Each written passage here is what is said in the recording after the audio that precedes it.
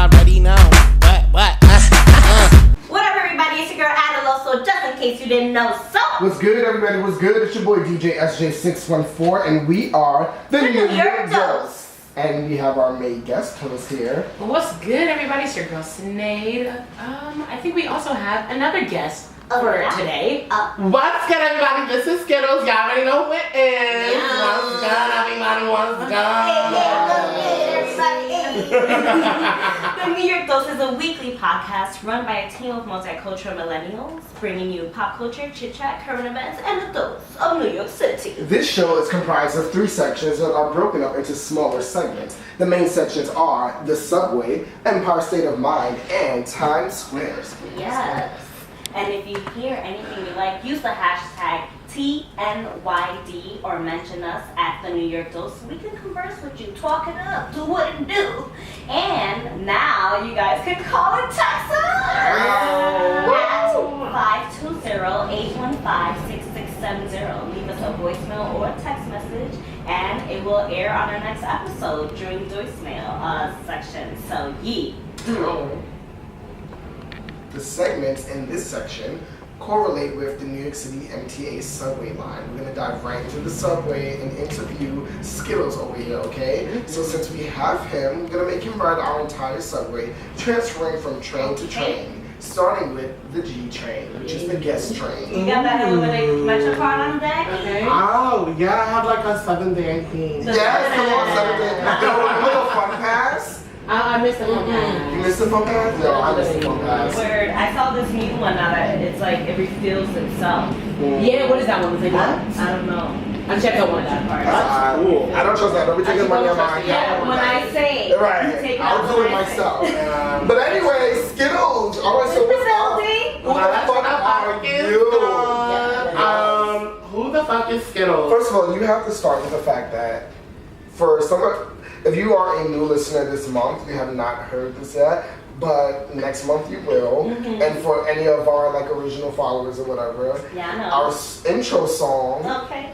what's the creator? Yes.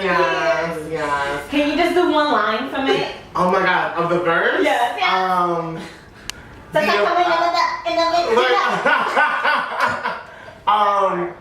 The original, since I'm starting on these bitches invisible, copy everything I do, so typical. Ain't you wonder why these bitches like ain't quite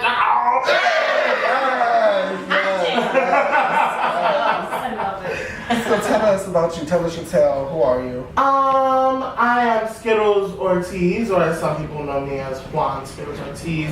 I am a YouTuber, a YouTube personality. I started off in Shit Spanish Girl Say, the viral hit that has garnered me over 12 million views and 23,000 subscribers on YouTube. Come on, numbers.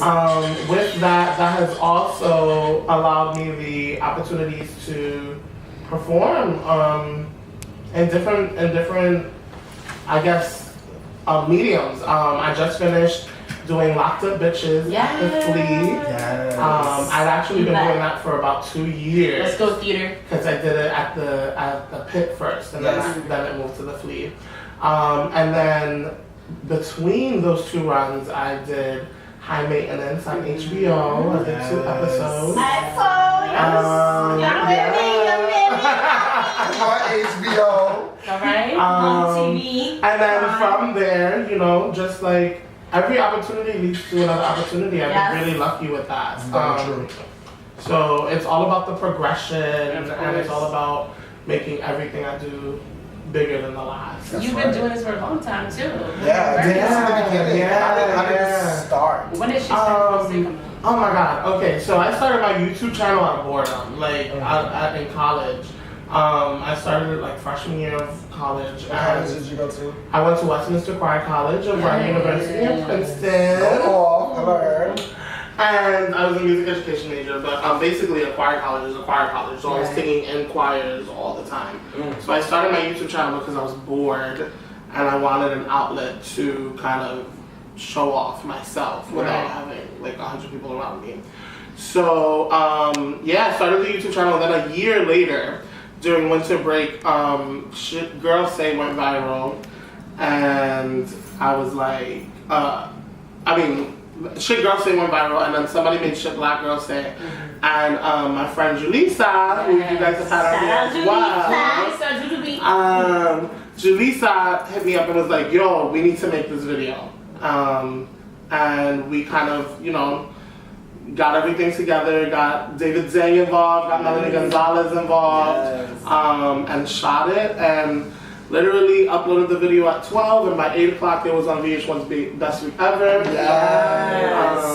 And then from then on, it's just kind of been like this progression of, you know, making bigger videos, better quality videos, and making SkittLeZ into an actual character. So like What's Good is off for her mixtape that we're recording this summer, and all that stuff. So. Yes. I love it. So now, talk about the conception of SkittLeZ. Like, did she come specifically from Shit Spanish Girl Say, or was that a character that you had in mind beforehand that Shit Spanish Girl Say was just kind of like the jump off? I think that she came from Shit Spanish Girl Say. Shit Spanish Girl Say was where I kind of like embodied it as an actual character with, you know, a certain type of look, and you know, later on she got a name and a personality and stuff. But she comes from, you know, my cousins and my aunts, and, you know, being able to kind of like just like impersonate them in random conversation, and, you know, just do it in a funny way. So she comes from kind of like within, but she definitely was from Shit Spanish Girl Say. I love it. Now, because of your, how that video went viral, you ended up being able to do like a lot of things with YouTube, right? Yes. Can you talk about that? Yes, so I was actually part of YouTube Next Up, which happened, I think it was like 2 years ago now. And what is YouTube Next Up? And YouTube Next Up is they take up and coming YouTubers who have like growing audiences, and they give you a week-long intensive of like film school, like how to use cameras, how to use mics, how to use lights, how to set up a set, how the mind works in terms of like when you're looking at a set, where do your eyes get drawn to and stuff like that. So it's like a week-long intensive of just that, how to like optimize your channel and make it a better channel. With that came, I think it was $2,500. So I got to like re-up on cameras, like, get equipment and stuff.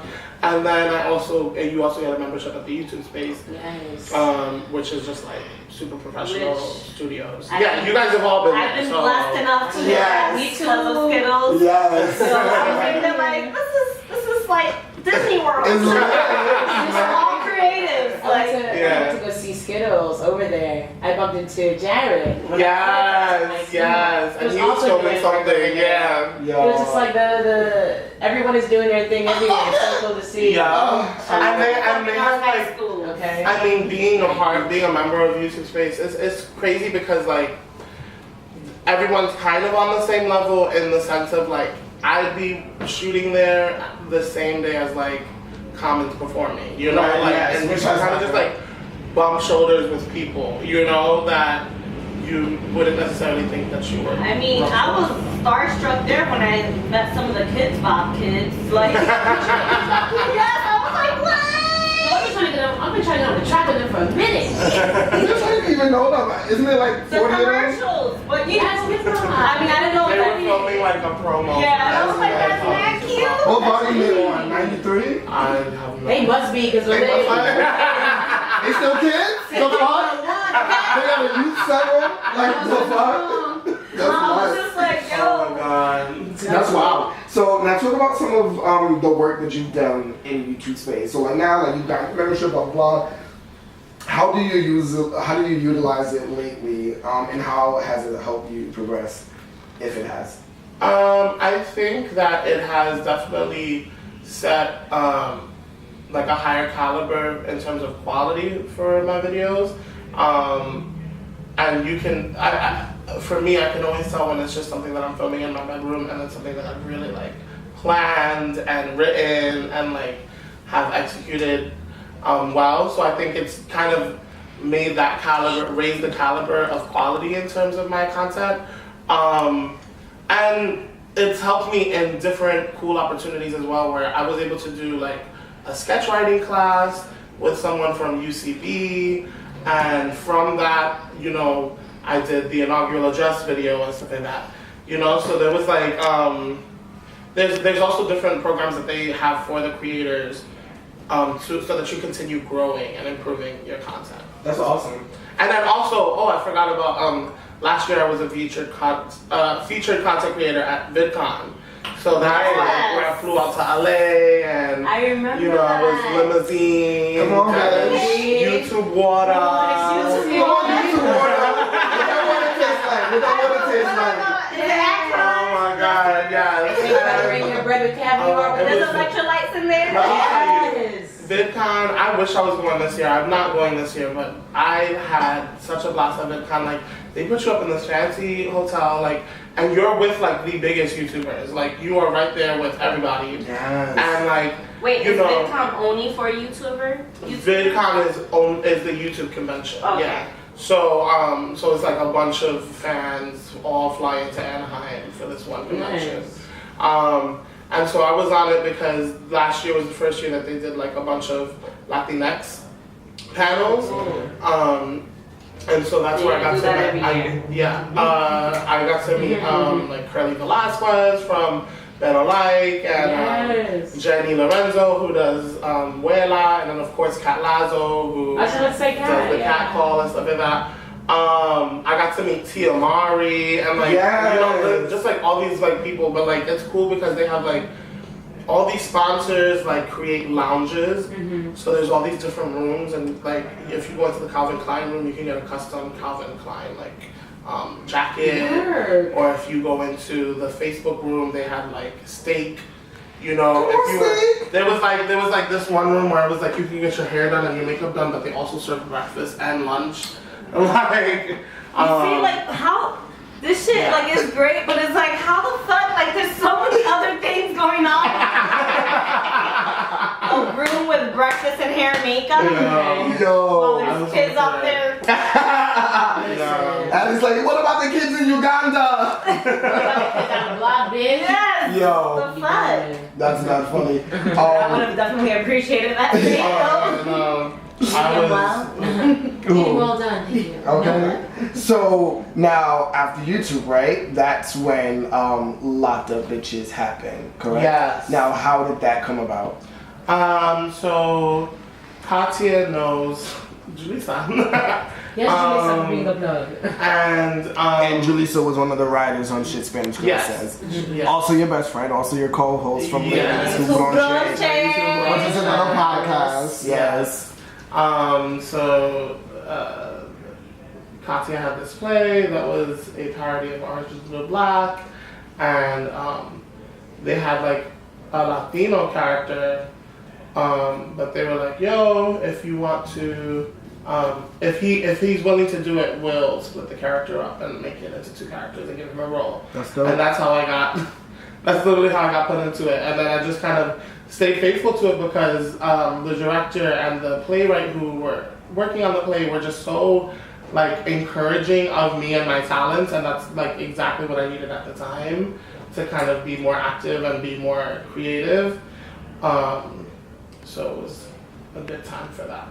I want to take it back to YouTube, right? Like you starting this off, like you were saying, like you would just bored and all this stuff, and then you wake up in the morning and you're on VH1 and they have all these followers. Like, what is your first like feeling? I think it wasn't until people started recognizing me in public that you started feeling like, something. that I started feeling it, you know, because it like, you know, views are views, and like that's cool. You were just like, oh, fuck. Because you're not necessarily interacting with those people that are. I wasn't. You know, their comments. But even like seeing your numbers double, like that didn't like. Oh, it was huge. Yeah. Like it was huge. I was excited about it. But like I said, it wasn't until I started meeting the people that were recognizing me that it became like real and tangible. My mom popped a bottle of champagne the night that it was. Wait. So it was also kind of like the affirmation of like, oh, I could do this. Right. You know, like, Once you get that that's kind of what was the drive for me to continue.